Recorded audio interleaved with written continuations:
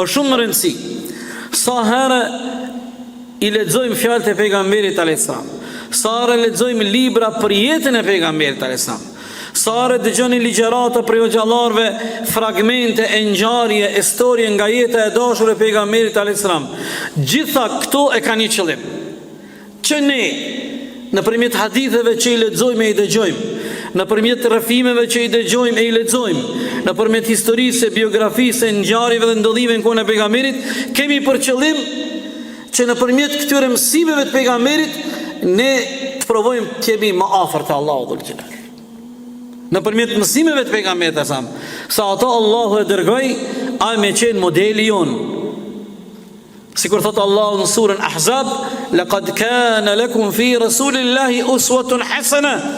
Ju keni shembullin, modeli juj, yrneki juj, ç'është duhet me jetu, ç'është duhet me fitu, ç'është duhet me punu, ç'është duhet me harxhu parat, ç'është duhet me lut Allahun, ç'është duhet me bëj ibadet Allahut, ç'është duhet me shpresu ahiretin, ç'është duhet me i shpëtu zjarit, ç'është duhet me fitu xhennetin me mirësitë e Allahut, ç'është duhet me qenë faqebar në dunja e në ahiret, është rruga e pejgamberit e sa. Nuk ka rrugë tjetër.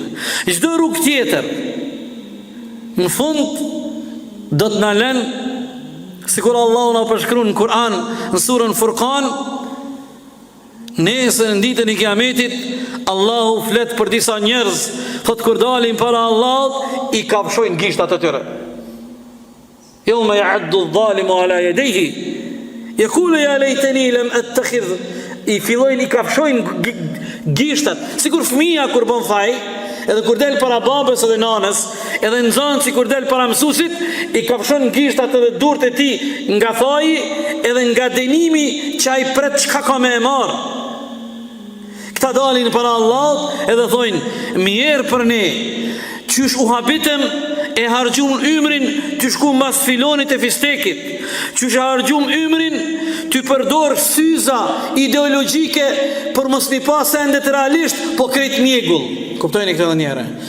Syzat janë shumë të rëndësishme, sidomos ata që e kalojnë moshën 40 vjeçare, është normale njeriu mos me pa qartë.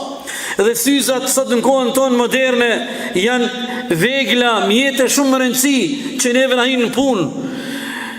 Por me bon njeriu me dijen apo pa dijen e tij, me vendos syza ideologjike e me shpenzu nga pasuria e tij për syza ideologjike, por mos me pa të bardhën të bardh, por mos me pa të vërtetën të vërtet, mos me pa halalin halal, mos me pa haramin haram, mos me ditë rrugën e xhennetit, mos me ditë rrugën e xhehenemit, kjo problem është.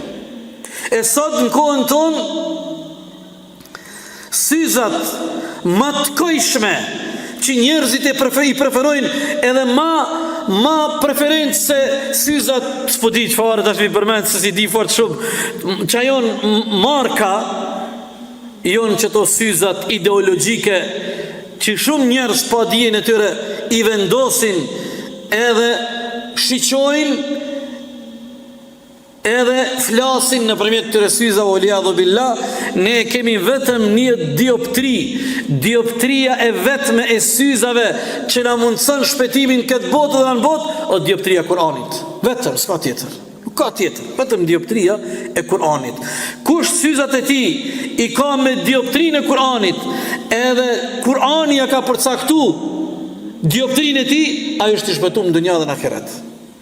Çdo kur që përdor syze tjera, e keni parasysh mënyrë figurative po them, ai e ka humbë edhe dunjan edhe ahiretin.